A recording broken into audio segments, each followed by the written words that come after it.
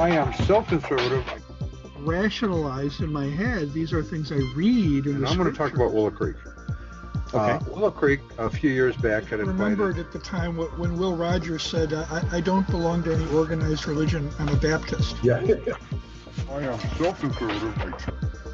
If you didn't jump to conclusions, you might not get any exercise. I am so conservative.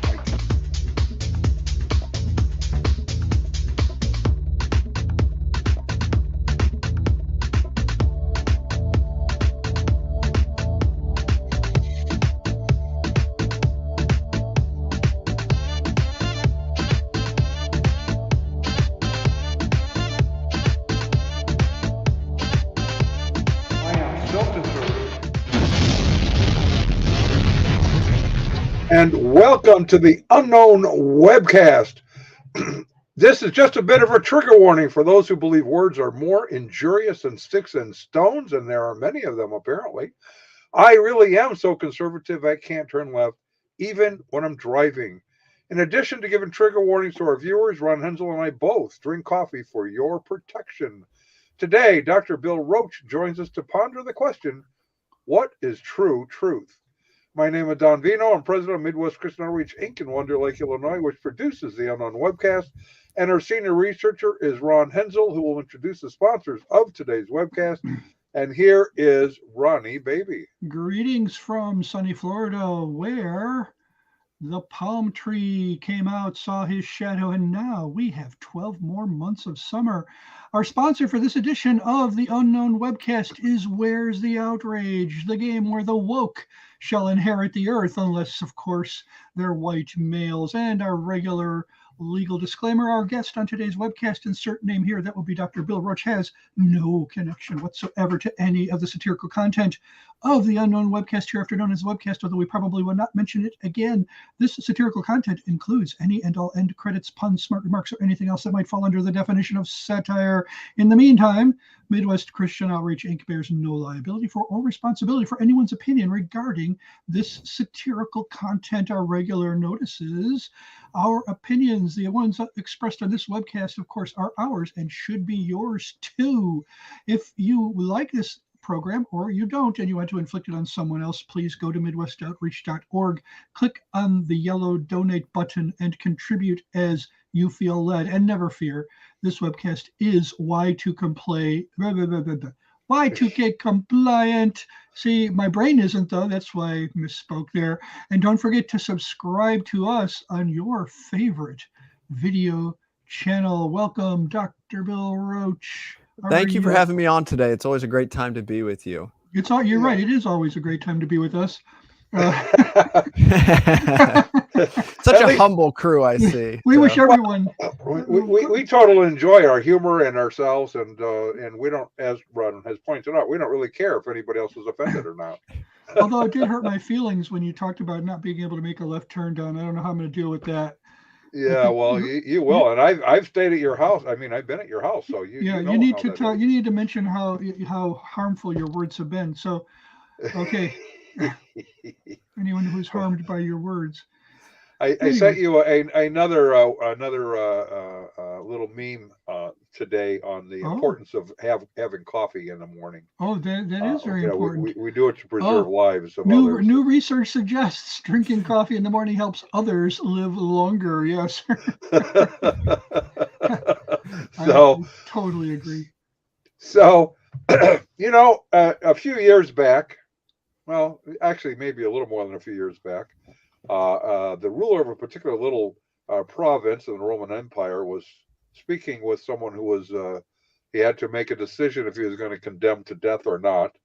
And he posed the question, what is truth? And he did it in a culture that had basically three views of truth. The average person believed that all truth claims were equally true. The philosophers believed all truth claims were equally false. And politicians believed all truth claims were equally useful. Sounds kind of like today. So you have a conference as president of ISCA, International Society of Christian Apologetics, coming up fairly soon in Charlotte, North Carolina. And the title is "What is True Truth?" or something like that. What is true truth? So the issue that we're going to look at is this concept of what is true truth. And for a lot of people, they see that as like this redundant idea. Like, well, what is there? False truth? Is there, is there fake truth? Is there political truth? And we know where that phrase comes from. It comes from Francis Schaeffer, who was trying to call evangelicals to not just embrace truth. And that's because the culture, like you were saying, they're all interpreting the concept of truth differently. So he argued that people should have true truth. And by true, he's trying to say the Christian worldview is establishing how we should understand what truth is and why we should appropriate it that way. And that's what we're trying to do today. Is we live in this world today that's just dominated by social justice, wokeness, by perspectivalism, postmodernism, all the other isms and schisms. And we're trying to call the church of all places back to true truth, our evangelical heritage in that regard. Boy, that is a whole, we could do like 3 programs just on that statement alone. Because truth truth has been elevated to my personal opinion equals truth. Now, I find it interesting. I grew up as you know, I grew up as an atheist, but I grew up as an atheist in a culture that's predominantly had a Christian worldview. Doesn't mean they're all Christians. They clearly weren't. But certain things were established, like there is a truth you can know. We may not agree on what it is, but we can argue over how we come to those conclusions based on this idea that there's a true truth that you can test. You and I have witnessed, and Ron has witnessed, a sort of interesting situation occurring since about the middle of 2018 as the culture and the church has shifted through into a postmodern sort of mindset with the advent of wokeism and critical race theory. We have those who had been the new atheists who were fighting against Christianity suddenly becoming unlikely allies with Christian apologists. Why is that?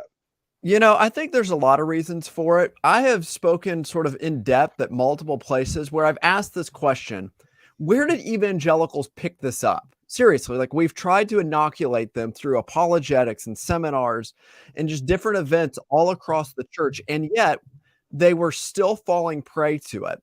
And my answer has been that a lot of evangelicals picked this up through their hermeneutics classes in their, quote, evangelical institutions. And let me explain to you what I mean by that. We recognize that hermeneutics is sort of the art and science of biblical interpretation. But the reality is that over the last about 3 to 4 decades, hermeneutics seemingly just got a lot harder.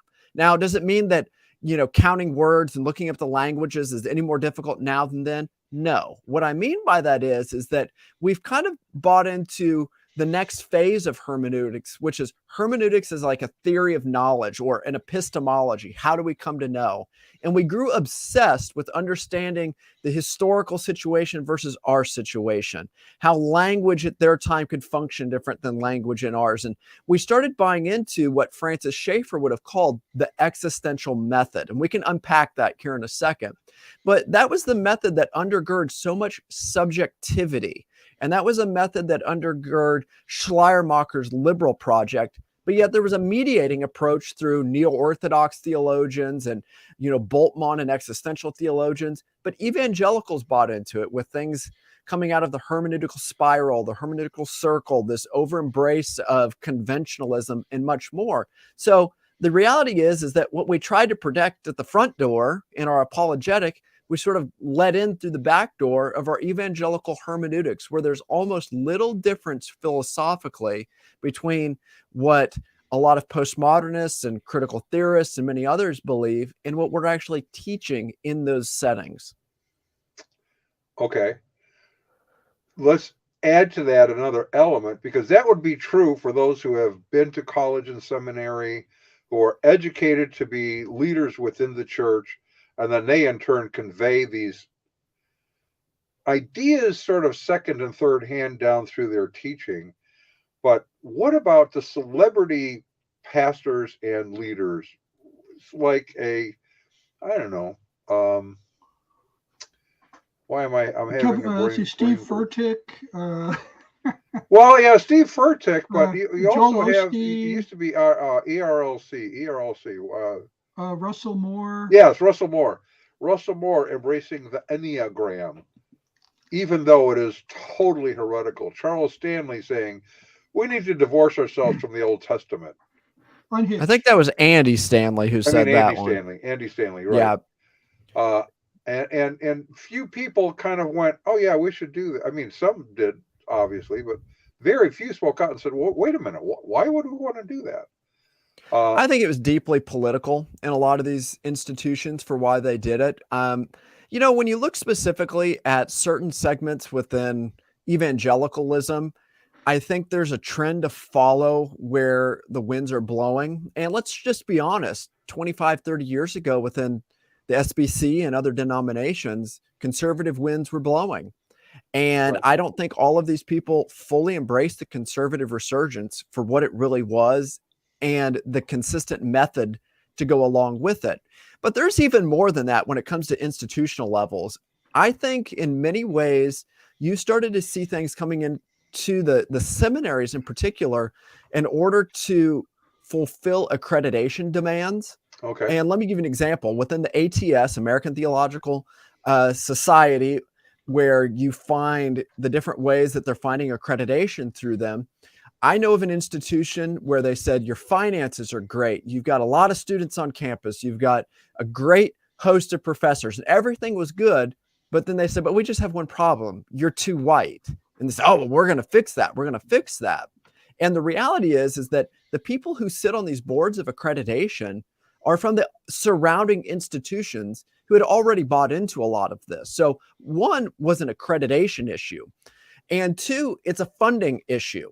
And by that, there's been a lot of talk right now about Southern Evangelical Seminary, and it's because they're standing up to many of the things coming down from diversity, inclusion, and equity from the federal government as it relates to military personnel. And by that, I mean this: people who have got out of the military and they're wanting to use their veterans benefits, or people who are wanting to go into the military as chaplains and they need to have the appropriate seminary training. Right. And long story short, the issue is that the Biden administration has just flat out said, we're going to yank all of this from you unless you buy into diversity programs and LGBTQ. And their new president has said not only no, but by God's providence and our conviction upon the Bible, we are never going to do that. But the issue is, you look at a lot of institutions and you go, well, they still have it and they still get it, but they also have diversity, inclusion, and equity programs. So there's a lot of politics. There's a lot of changing philosophy. There's a lot of money behind it. There's a movie that just came out within the last several months that really tracks this very, very much in detail. And it's called Enemies Within the Church. And a man named Judd Saul, who has done a lot of other documentaries on very key issues. He's a very, very good documentary writer and filmmaker in that regard. He shows exactly how this came in and a lot of the key movers and shakers for why it came about and why wokeness. It wasn't just one single issue. It was a variety of issues. And I think that's probably the best movie on the topic. Interesting. We may need to get him on here. If you want to, I can set that up. He's a great guy. Make it happen. Yeah, well, we should do that. because people need to be warned. It's like before we started, I was talking about two other films that we have highly recommended. One is The American Gospel of Christ Alone, and the other is The American Gospel of Christ Crucified. It's dealing mostly with word faith, kinds of heresies and false prophets, but it's also dealing with all of the kind of new agey stuff that is coming through the church and how it's impacting how we see things. So you're dealing on the academic level, and unfortunately, I've had to address that to some of the institutions who tend to not listen well. Yeah. It's interesting how it works is that, we're used to hearing the word, it's the word queer, and we understand what that is, like the idea of that might be related to like sexual issues and so on and so forth. But within academics, there's this issue that's called queering. And what that is it's an intentional blurring that people try to bring to conversations where they're trying to say, oh, this is the issue. And then a person will queer it. And what they do is they just try to make everybody confused, and they try to speak out of both sides of their mouth. And they just are intentionally trying to make it a lot more complicated than it really is. And that's exactly what they're doing. Is this is a queering movement that, first of all, turned those operations and those ideas upon itself. And that's what's so difficult about it, is you listen to it and people are like, well, is there really a standard definition of critical race theory? Is there really one way that we should understand how this operates? And the reality is that there's this phrase that's been used by James Lindsay, and he says, I know what I'm talking about. I know what I see. I know that manipulation, and it doesn't work on me. And it's a brilliant way to evaluate. And I'll say it again. I know what I'm talking about. I know what I see. I know that manipulation, and it does not work on me. And the reality of what's going on is that when people are trying to communicate this, they're intentionally blurring their definitions, and they're using it as a manipulation to see, say, guys, we don't even know what we're trying to get at. You think you're critiquing wokeness, and you're not, or you're labeling me as woke, and I'm not in that regard. I'm just trying to do X, Y, or Z. And here's the interesting thing is that let's look at a really famous way that people undermine true truth. And it actually comes from both James Lindsay and Michael O'Fallon, which, by the way, Michael O'Fallon is our keynote speaker at the ISCA conference. And I think those two figures, alongside Jordan Peterson, have probably done more on the large scale to battle this than probably anybody that I've seen. But here's one of the things they talk about, one of these manipulations, and they call it a Mott and Bailey fallacy. And we understand that within sort of old understandings of castles, you've got the Mott, which is sort of like the castle, and the Bailey, which is the yard. And what goes on is that you start seeing these people who will come up with these crazy ideas, and they're going to be very open with it. And these are what we could just say they're Bailey ideas. They're things that are like out in the yard. And they'll say things like, I don't think that white people should ever have a voice in institutions because they're all systemically racist.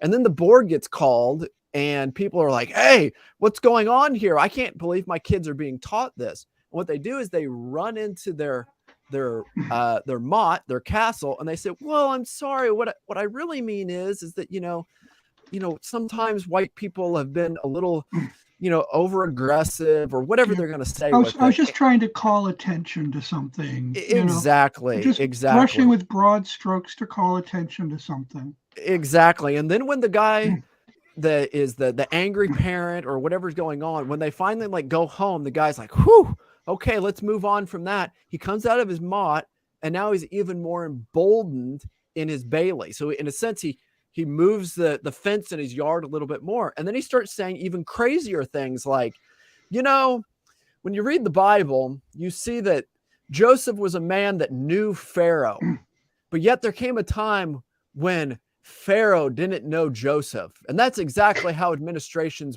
must work. And this is a real illustration. And you're going to be a person who comes into an institution, and the president's going to love you, and he's going to get on your diversity program, but you're going to have people that are going to oppose you. And you're going to have a new Pharaoh, a new president that's going to come in, and you got to fire those white guys, and you got to get rid of them. You got to move them on. And people are like, this is absolutely insane. And then all he's trying to say is, well, I just, he runs into his mom. I just don't think we should have people contrary to the school's mission, and we need to remove them. Once you see this and you see how they use crazy statements and then they redefine their soft statement, it's literally not the same statement. It's a different statement, but it sounds close to the first statement. And that's exactly what we're talking about here.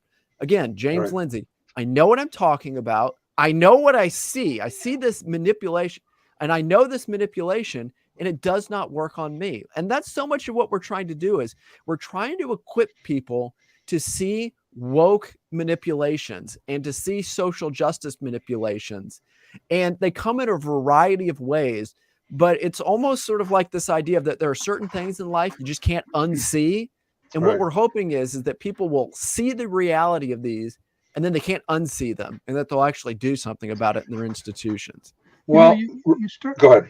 You start out using the word queering the conversation. So I guess I assumed, and I haven't seen it, or if I did see it, I didn't really pay close attention to how the word was being used. But I guess I always assumed it had something to do with LGBT issues specifically. In other words, queering the conversation meant steering it into an LGBTQ direction. But you're saying that's not what it means. It just means to obfuscate or something like that, right? Yeah, it really is. It's using to obfuscate or to try kind to of make it fuzz it up a little bit.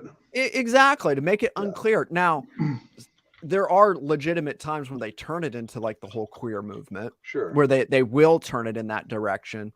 But in this regard, it's not. It's just a blurring. And we see people do this all the time. It's doublespeak. It's historic doublespeak is what it is. And it is not new. It just feels new because it's a new issue at hand. I go back, you and I have talked about this.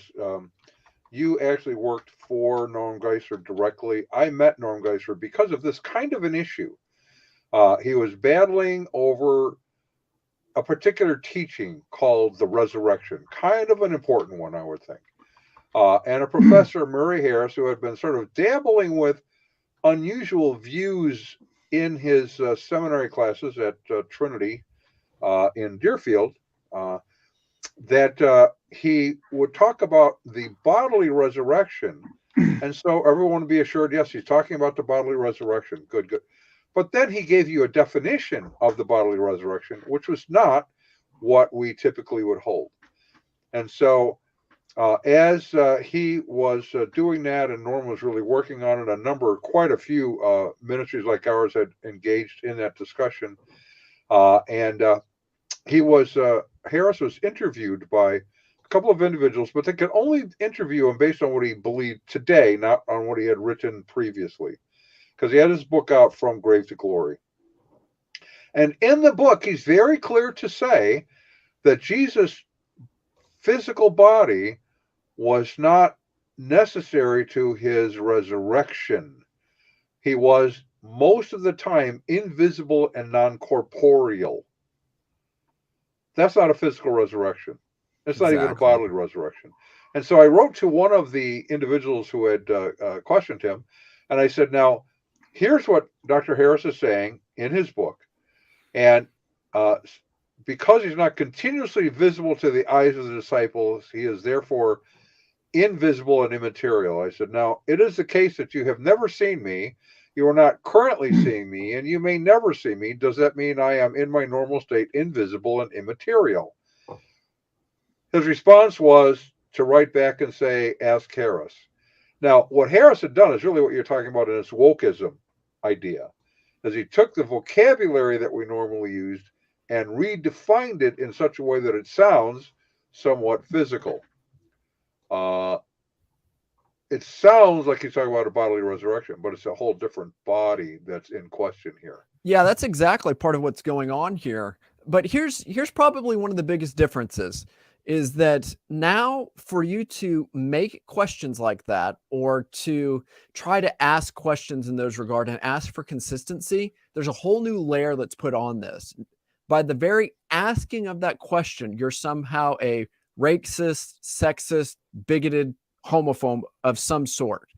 And one thing that you didn't have with Murray Harris and the evangelical church then was Twitter and Facebook, in which they can just bombard you with this Sure. information and just turn a whole woke mob on you. And that's what it is that we didn't have cancel culture back then. And if you think about the effects of how much cancel culture has affected these, is that you can immediately blur or queer a situation within just a matter of seconds in our world today. It just takes 1 second for one video to come out and turn something. And that's so much of what's going on. And I think the issue is that we as evangelicals, we buy right into it instead of just saying, no, just stop the game. I see what you're doing. I know exactly what you're doing. We somehow, we change the topic and we make it into, well, he's a nice guy, or he signed the Baptist Faith and Message, or he affirms this. But here's the whole issue is that without true truth, without that underlying concept, I don't care what they sign or how nice they are, because if you have a whole method that by its very nature undermines the concept of truth, you could sign absolutely anything, and it doesn't really matter because you're not able to affirm or deny anything without the reality of truth. And the interesting way that it's sort of fleshing itself out is that within some denominations, they're saying, well, this person's not a liberal. They signed the doctrinal statement. Now, in one sense, they're right. They're not liberal on things like the resurrection or the deity of Christ or whatever they may be, specific liberal in the classic sense. It's because this is a progressive movement, not necessarily a movement of theological liberalism. So what it is it's progressive not only in its politics, but in its way that it approaches the very concept of truth. So while they may claim to be orthodox with these doctrines, I just really press the issue and I just want to say, well, how can you actually be like, how can you actually affirm something when everything's just radical perspectivalism? And let me give you an example of this. I had a few students reach out to me, and they were doctoral students at a top evangelical institution, and they were taking a Christology seminar, and they're sitting there, and a lady who happened to be a minority, so you have a female minority presenting a paper in a doctoral seminar at an evangelical school. She basically presented a paper that said, it's time for us to get beyond Nicaea and Chalcedon, because, those are just white and Western male appropriation of Christology. And my response would be, oh, so now you're just moving on from historic orthodoxy as it relates to the Trinity and the incarnation of Jesus Christ. Wonderful. So you're saying people born in Asia are white people? All these different things. Exactly. Like and North Africa, right. Yeah. So it's funny because if you really pressed it, it's like, some of these people weren't necessarily white Western male in that regard. But here's what was really shocking is that the professor agreed and said, I agree. It's time for us to move on from, this Nicaea being the standards. Maybe other parts of the world need to, here's the idea. Just listen to this. They need to allow their voices to be heard. So think about this. Is that a Mott or a Bailey fallacy? That's a Mott fallacy. Don't you want everybody's voices to be heard? Do you want to shut down conversation? Are you such a bigoted, mean individual?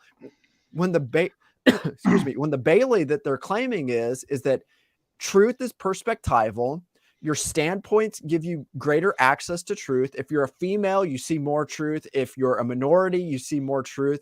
If you're LGBTQ, you see even more truth. So the reality is that unless you have the full spectrum, you're not really seeing the real Jesus in some regard. They don't tell you that. What they tell you is, we just want everybody's voices represented. Again, I know what I'm talking about. I know what I see. Yeah. I know that manipulation. It does not work on me. That's why I love that phrase. It's such a good one. So that's another classic example of what's going on and why we as evangelicals need to just stop it right in its tracks in that regard. Well, I'm perfectly willing to listen to what anybody of any color or gender has to say about the issues discussed at Nicaea, as long as you can deal with the same questions using the same standards, that is the scriptures that they use. Exactly. So, I have no idea why that would change the questions or change the answers, but have a shot at it. But if moving beyond means that we reject the answers because they were provided by allegedly white males, I think you need to have your head examined. Exactly. I think you're just well. You see, this is the thing. People have been playing with words ever since 1940. Was it 46 or 47? When the Truman administration renamed the Department of War the Department of Defense, because it's easier to get funding for a Department of Defense. We've never had a large standing army, but now we're going to need one because of the Russians. And what called that to mind was I just saw a headline that the Russian Defense Ministry is warning Kiev that it's about to be bombed with high precision strikes. Isn't it interesting? You're getting this from their defense ministry. Well, what do we trace that back to? We trace that back to the middle of the 20th century when they began to play word games with this. Nobody had a problem for 200 years or hundreds of years with having calling a Department of War. That's what you do. It's about war. That's why they said the first battle in all this is a battle for the dictionary. Whoever can define the terms really is going to win the battle in that regard. And it's interesting. We have seen this stuff go on for years and years and years, and we can look at it in politics in a variety of ways. But we could joke about Bill Clinton's definition of is, the idea of he's just trying to change it to a definition word versus what he actually was doing. But, my favorite illustration of it that I think illustrates the point is that they're trying to take the issue is they're trying to take the focus off of what the key issue at hand is. And let's look at a classic example of this. Do you remember during the first time when Bill Clinton was running for office versus Bush Sr. in that regard? And Bill Clinton would get up there and they would ask him all these questions. And he would say, guys, quit bringing up my past. Look at what I'm doing now. We all have a past. We all have these things. So then you can sort of say, oh yeah, we all have pasts, versus saying, no, this is a real legitimate issue. But do you remember the best response? I'm going to test you on this real quick. Do you remember the best response that happened against Bill Clinton when he would use that phrase? Do you remember it? Which phrase? The one when he was using the whole thing of like, oh, that was my past. Look at what I'm doing now. I don't even remember that issue, but go ahead. So here was the best one. It was probably, I don't know, maybe about a month and a half, 2 months before the actual election. And you get on and it's about noon. And L. Rushbo, the mayor of Realville, gets up there. And he starts out and he's giving this long lament. Guys, I can't believe what I'm getting ready to do today. I'm doing something I never thought that I would do. I've had to look deep within myself. I've had to come to the fact that I'm out of touch with the times and I need to get, and he's just lamenting and lamenting. And he came out and fully endorsed Bill Clinton for president. And the media went absolutely insane. The Bush office called Limbaugh saying, you're going to kill us, man. What are you doing here? Why did you do it? They go off into it. Phone calls are coming in. Rush, you're our captain. You're doing this. I can't believe you're leading us this way. And here's what he did. He goes, ma'am, what you don't understand is that was 15 minutes ago. Don't look at what I did then. Look at what I'm saying now. I did not endorse Bill Clinton for president. I know, but look at what I'm doing now. And what he did is he used a reductio ad absurdum argument against them. He took the whole sort of blurring and queering of it, the whole Mott and Bailey fallacy, all of it, and he turned it right on its head. And it was literally the most pointed sort of media time that happened during any presidential election because of it. And I think that's what we as evangelicals need to do, is that we need to call them to consistency and to use their arguments against them in a reductio ad absurdum sense, because it just doesn't stand.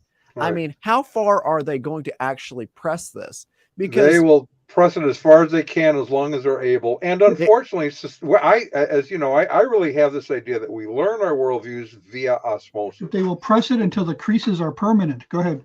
Yeah, it comes into our brain through the books we read, the people we listen to, the peer groups that we are part of, and the games that we play. Some of those really All the do games impact us. people play now. Yeah, we have one every of night those. and every day. Now. Okay, well, yes. Have those boring family dinners become unbearably tedious? Do you wonder when someone will invent a board game that gives your life a real purpose?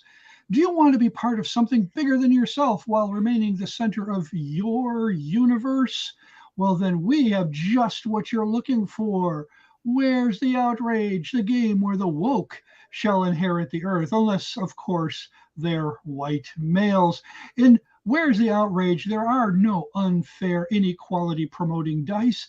There are simple rules for taking turns. Each player gets points for being in an oppressed group. And you can see the list right there. Turns are then taken in the order of the most points. Next, you choose a bankroller, also known as the game's George Soros. The George Soros distributes the game cards.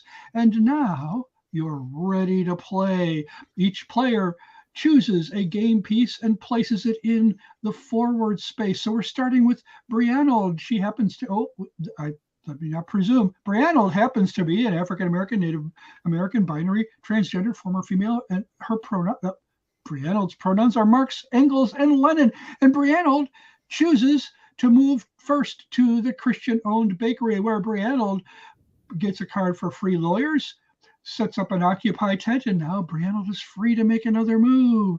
And Brianna goes down to the free speech zone. Well, she just blows that off, those fascist white supremacists and their free speech, by taking an entitlement card. And the fun is just beginning in Where's the Outrage, the game where the woke shall inherit the earth, unless, of course, they are white males. Back to you guys. See, that's the thing. That's exactly what you guys are doing right there. I mean, you're proving that you're doing what Rush is doing with it, is that you are refuting absurdity with absurdity in that sense. I'm not saying your stuff is crazy. I love what you're doing with that. But that's the whole idea, is that we see how it even applies to games, classic board games in that regard. And it's just one of those where, you know, I can't say this any other way, but it's just like the emperor is not wearing clothes right now, and everybody should see it, but the politics and the maneuvering of it is keeping people from it. And yeah, I mean, we could go on about that forever. So. Well, and it keeps growing. I mean, it was, okay, you're white, therefore you're racist. But now it is, you are black and conservative, therefore you are a white supremacist. What? How does that work? If you are a Larry Elders, you are think about it though. You remember the Oreo? Yeah, I do. Black on the outside, white on the inside. Yeah, that started in. That was a. I think most of America learned it from a particular episode of All in the Family back in the early '70s, and I heard blacks using that word of each other in the 70s. You know, if you didn't toe the line, the ideological line, it did. You know, of course, the Oreo in the episode, what was going on? They were doing something called blockbusting, where a black realtor was coming into the neighborhood selling, and of course, the Jeffersons were about to move in. I don't know if this was what caused the Jeffersons end up moving into the neighborhood.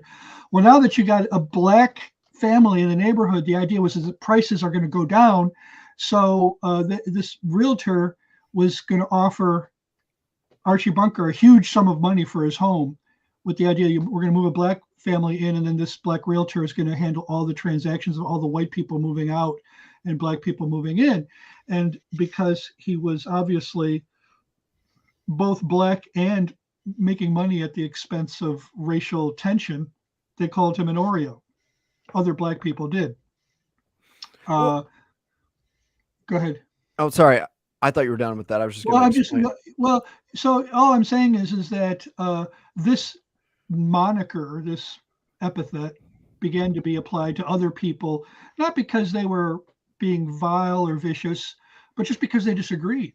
Right. Exactly. Well, it's interesting because if you look at this, they're not just saying that all of these different sort of levels of oppression that they might say influence you. They're not just saying that. They are saying it is an influence, but what kind of influence? And I use this illustration from historical theology to sort of explain the issue now. It's a full determinism of what it is, but is it a ministerial influence or is it a magisterial influence? And just think about sort of the relationship between scripture and tradition. You know, Protestants have argued tradition has a ministerial influence. It's not going to dictate everything that we should believe on every single issue. Whereas Roman Catholics are going to say, no, it has a magisterial influence. It is going to tell you because it's a special second level of a second tier of revelation that's coming out that's either on par or greater than scripture. And this is what these people are saying. Your levels of oppression, they don't just influence you, they necessarily determine how you're supposed to think and how you read things until it doesn't. That's the interesting thing. The woke people will come in and say ministerial and magisterial are white male terms. Therefore, the whole discussion is irrelevant and we're going to tell you what the truth is. Exactly. And the funny thing is that when you look at this, I use this thing, I call it the 102 man argument. And it's kind of odd, but it basically goes like this. Picture you have two different rooms. You've got 50 black people in one room and 50 white people in the other room. So there's 100. But according to sort of this sociology of knowledge, wokeness, whatever we want to call it, there's actually two more people. You've got the collective group of whiteness, which is one person, and the collective group of blackness, which is another person. And that figure is sort of the king. He tells everybody else what they can think, what they're not allowed to think, how they should vote, how they should act, and all the rest. Now we look at this and we go, well, first of all, that 101st and 102nd person, they're not a real person. Like they don't have any of the features of an actual person. Right. So obviously it's not like a group think like that. Second of all, you find that the big issue is that even within groups, people do think differently. Right. And that's what the whole issue is. You have guys like, Larry Elder or Candace Owens, where you're like, wait a minute, they're not listening. They're different. But my big issue is this, is that all these people, they don't like, it's the whole movement. They don't like somebody telling them what to do and what to say and how to think.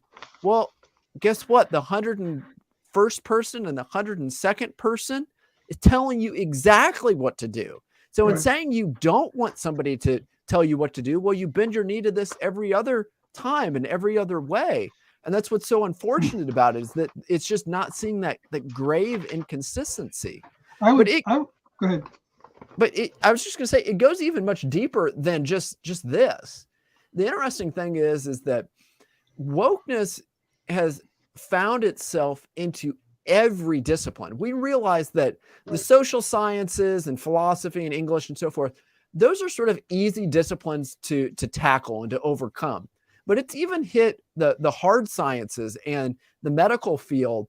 For example, probably the number one institution that I heard about at first was Penn, the big school up in Pennsylvania, where they're changing their requirements for their medical students. And now, in order to have now listen to this, Mott or Bailey right here, a holistic understanding of the person, they require them to take classes in critical social justice theory.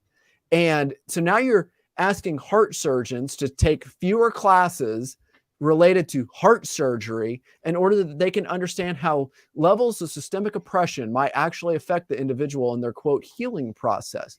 When the fact is, they're just indoctrinating people into wokeness. Or you see the phrase 2 + 2 = 5, and we laugh at it and we go, oh, that's crazy. Nobody would ever believe that stuff. Well, the reason that that's working its way into math programs at the highest levels and the lowest levels is that there's a critical social justice approach to mathematics and to science and to everything. Why? Because math is objective, which is white, Western, and male. So we got to rid it. You can't have a real answer. So now there's all this talk about, getting rid of grading systems, and, all the institutions are dropping the GRE to go to grad school. Law schools are dropping the LSAT. Medical schools are changing their entrance and exit exams for people. Why? Because white Western male, they're objective in nature. And I don't want to drive on the first woke bridge. I don't want to ride in the first woke elevator. I don't want to ride on the first woke airplane. Why? Right. Because these are just fundamental features of reality that work. And if we racialize everything, we know where it's going to end. It's going to end in destruction, because we've seen it work in the social sciences that way too. Now, Well- I would suggest there's a 103rd person in the room. Who's that? The list of all the grievances between the one group and the other. Exactly. So, it was about a year and a half or 2 years ago, I think, I was watching a little bit of a Senate hearing. I don't know why I did that. It just happened to not turn it off, I think. But anyway, AOC was doing her shtick, kind of hammering somebody about a program that was being done, I believe, in Africa. And how is it impacting the women? And I kept saying to this guy, of course he couldn't hear me because it's the television I'm talking to, is your response should be this: we can't tell, we don't know what a woman is any longer. There's no way to objectively verify that. Isn't that what they're doing? Aren't they getting to the place where you really can't have women's programs because there is nothing that you can objectively know is a woman? So how are you going to target trying to help women? How does that work? It's a radical inconsistency within the movement, is that how can you have feminist rights and woke rights at the same time?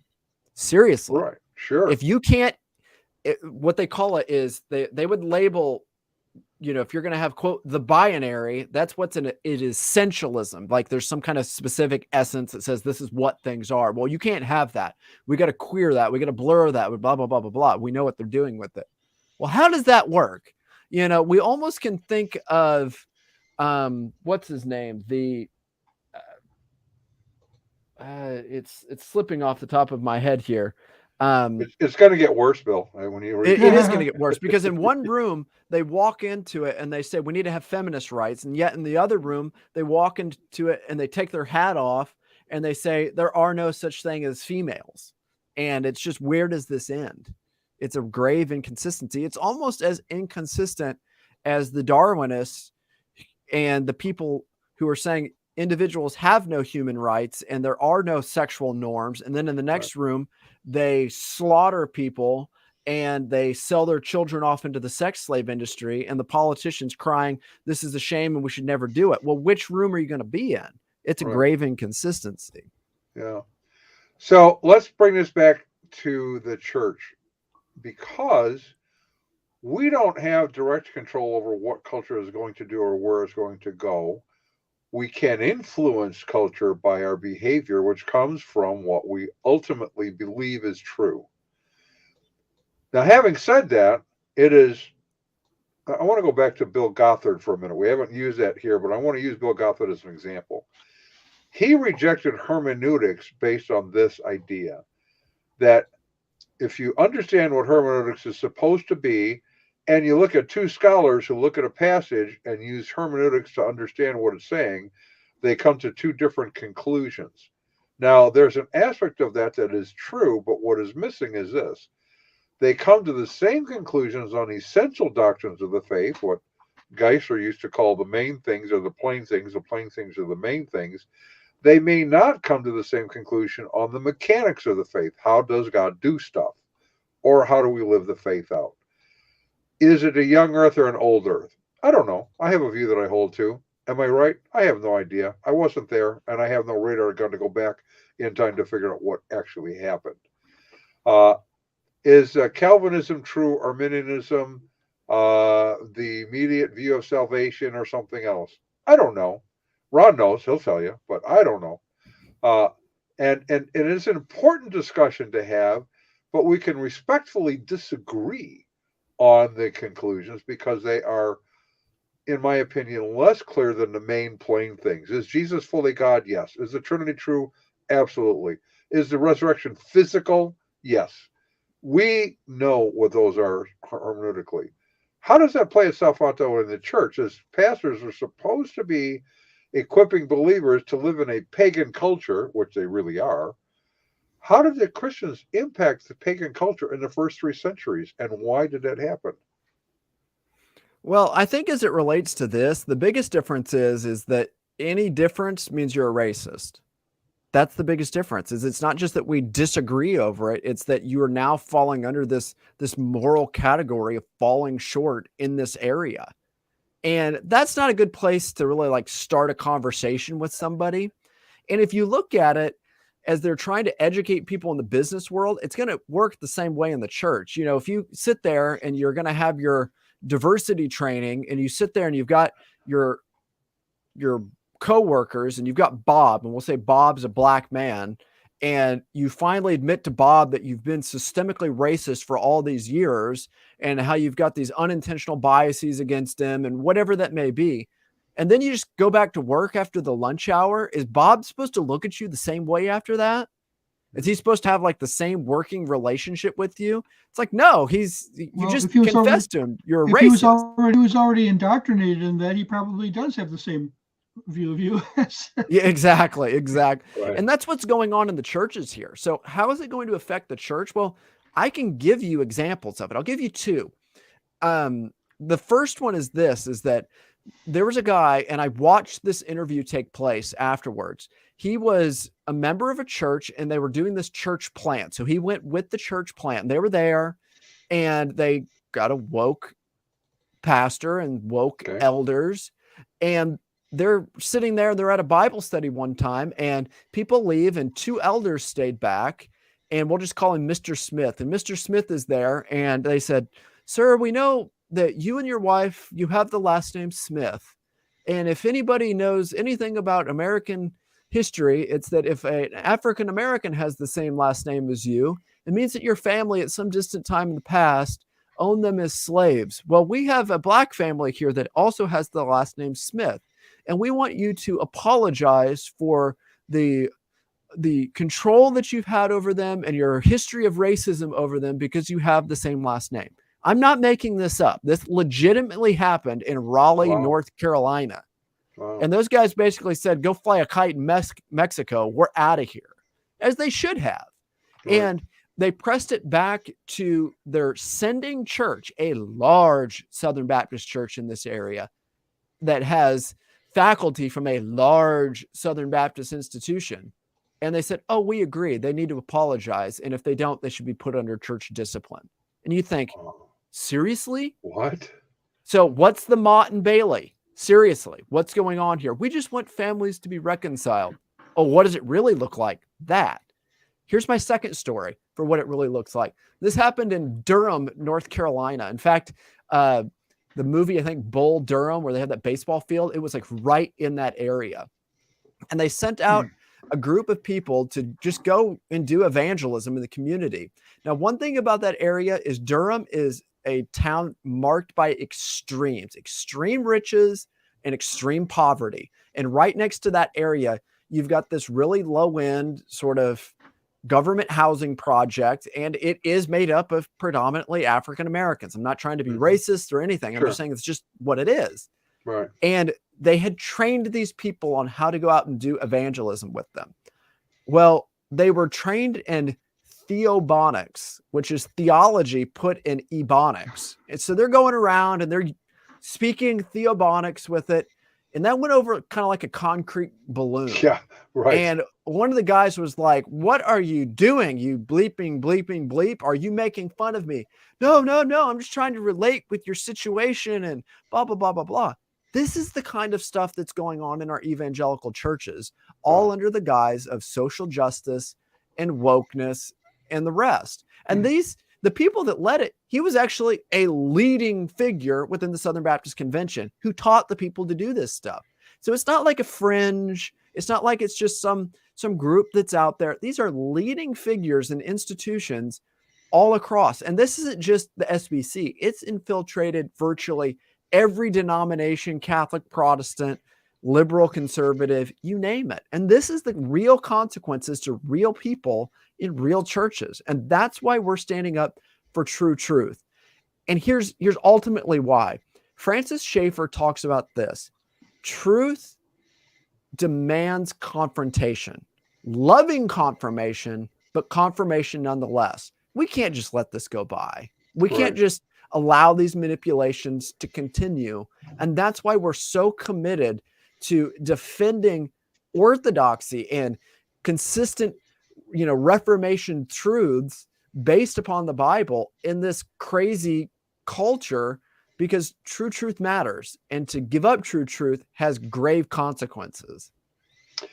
Joy and I, we've been involved in this ministry for 30 years now, 3 decades. It's hard to imagine for me, but I have often, when I have spoken on issues of church and culture, pointed out that the time we live in today, and this could go back 10 years, 15, it doesn't really matter.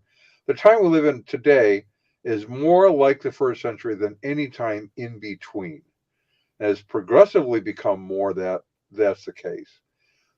So what was it like in the first century? Well, Christians were called atheists. Why? Because they didn't believe in God? No, because they denied there were many gods. They said there's only one true God. All the rest are fake. They're non-gods, and we're not going to worship them. What happened? Well, they were punished for that. They were discriminated against. They were killed in some cases. Is that where we are headed today for churches that take a stand for true truth versus those who you've already named two, or not named, but talked about two, that are giving in for the sake of being embraced by woke culture? Exactly. You used to be punished for being an atheist during that time. Now you're punished for being a racist in our time. That's the parallel between it. Yeah. You're not worshiping the right Caesar. Right. So we have a few minutes. What encouragement and direction can you give to pastors and elders and Christians? Because we don't want to leave us saying, okay, that's where it is. Just too bad. It sucks to be you. That's probably not a good note to end on here, because there is, in my estimation, as I understand the church and culture, as I understand scripture, that we may not conquer in the interim right this minute, but that doesn't mean God can't use what we do in the lives of individuals right now and into the future. So, as president of the International Society of Christian Apologetics and as a teaching elder in the PCA, Ron, Yes. what kind of word of encouragement and direction can you give to pastors, elders, and those attending church that can give them some direction? What do I do now? Well, I think it helps to get to know your own theology better. I think part of the reason that this has caught so many unaware, and in fact, pretty much every ethical issue that has haunted the evangelical church in the 21st century is because ministers and rank and file people are miserably deficient in biblical ethics. They have no clue. For instance, I read an argument, and you can't make this stuff up, where this came out of the literature of the emerging church, where they were saying, well, if every sin is equal, then why are we spending so much time talking about gays and abortion if every sin is equal? Well, every sin isn't equal. I mean, this has been the position of Christian ethics for 2,000 years. Where did you get the idea that every sin was equal? And it was right. They carry the same initial penalty, but they're not equal. Well, there are greater punishments in hell, right, for more egregious sins. So right there, I mean, Jesus himself said it'll be worse for you in the judgment than it was for Sodom and Gomorrah when speaking to Capernaum and Bethsaida. So yeah, some things are worse than others. So there are things that, as they used to say, aggravate certain sins. And so what we're dealing now is another issue, and that is, well, who's guilty of what? where does real guilt lie? What is real guilt? How do we determine it? Well, people are woefully ignorant again. A lot of people quote Ezekiel on this, and they're very right for doing it. But you can tell people have been ignoring the Ezekiel passage, for decades, or not know what to make of it for decades. The one who sins shall surely die. That's So we have just people don't know their scriptures properly, and frankly, right now the cutting edge resistance and response, that, as far as I know, maybe Bill knows better. Sadly, the cutting edge resistance and response is coming from people who aren't even Christians, like the book Cynical Theories. Right. Exactly. Right. A lot of non-Christians are actually leading the way on it. Right. And it's interesting, I think the biggest issue that we've ran into within the evangelical church is it's just, we've lost real men that are willing to stand up, put their feet on the ground, and fight this battle. And it's really a matter of the boldness of men and women in the church, but it's led by men. It's led by leaders in the church.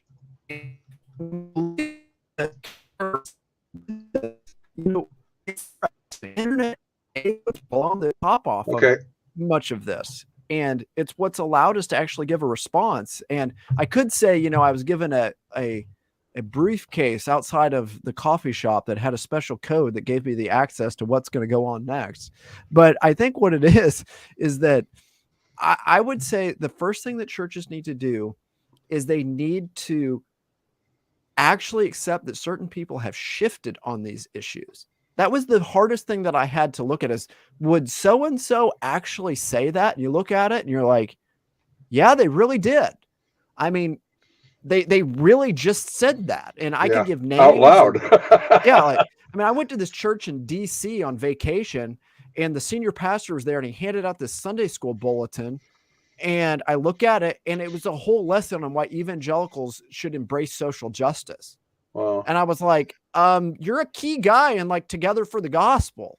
Do you not see? And I'm listening to this, and I was like, this is absolutely absurd. What is going on here? So people need to realize that, weak times will allow us to grow soft, but in our softness, we allow a lot of things to go. But these difficult times are going to create bold men that need to stand up and respond to it. Well, and I would say, get the resources. Even as you say that, it reminds me of something C.S. Lewis said, quote, "We make men without chest and expect from them virtue and enterprise. We laugh at honor and are shocked to find traitors in our midst." That's from The Abolition of Man. That's exactly what you're talking about, right? Exactly. Just look at how crazy this is. Let's just take what the media has been like over the last week. All the media a week ago was down with men, down with that traditional masculinity, down with, fill in the blank in regard to that. And then what do you see in Ukraine with Zelensky? There's a man, there's a leader. All these ladies are just fawning over him, because it's like, yeah, you don't like masculinity and people that stand up for true truth until you really need it. And that's what leadership requires, is it requires somebody to stand up and to be bold. And that's why I have supported so much of what our plenary speaker, Michael O'Fallon, is doing. That man has literally put a stake in the ground for it. And when you look at what he's done and the people that he's partnered with, he's changed the whole dynamic of this conversation. And you even have other things like Enemies Within the Church with Judd Saul. That movie has radically changed the conversation. And there are several other figures that we could list here. But if you look at the issue, is that you've got the two polarized sides. And my biggest fear is not really just the full left taking over. My fear is Mr. Middleman. And that's where the evangelical church is trying to land. They're trying to do a Hegelian dialectic. It's not thesis or antithesis, it's the synthesis. They're ready to call it a different name and have woke light. But the reality is there's no such thing as woke light. Woke is woke. Arsenic is arsenic. When it's in, it's in. And I think what we have to do is we have to call out Mr. Middleman and remove him from our midst on this. There's no mediating evangelical as it relates to this. You're either for it or against it. So I think that's what we're trying to call people to do, is to be bold for the sake of truth and to stand like men on this time and in this generation for the things that God has called us to, and to really believe that if the Bible calls something right, it's right. And if the Bible really calls something wrong, it's wrong. But it's additionally, if the Bible says you're really forgiven, you're really forgiven. You're really forgiven, right? That's the key issue. That's when it becomes the gospel issue, is that it's a gospel issue, whatever that means today for a lot of these big Eva guys. But it means, from the way I'm defining it, an essential of the Christian faith is that, do I have final and full forgiveness of my sins apart from my works? Yes or no? If it's yes, then when I've repented of my sins and placed my faith in Christ, I can't have the woke coffers asking me to give money to their Tetzels anymore. It's done. Right. You know, we're going to part company here momentarily, but I wanted to say I really appreciate you, Bill Roach. It's been great to get to know you as a friend, and you're one of our advisory board members.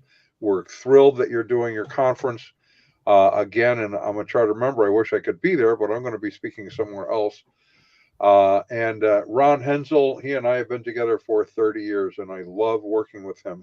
Has it been that long, Don? It has been. A man of solid commitment, theologically sound, willing to challenge the status quo and stand up for truth. Someone who I would say is another one of the men with chest. He's willing to do that. So, and with that, he also has his finger on a particular button, and he's going to walk us out of here. You got that right. Let's give credit to whom credit is due. Our resident cult leader profiler is Neil before me. Our wardrobe manager is See How It Fits You.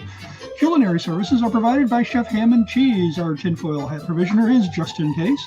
Jehovah's Witnesses coverage comes from Armageddon and The Opposer. Our Mormon Archives manager is Polygumus. Our Liberal Denominations Bureau Chief is Lucy Goosey.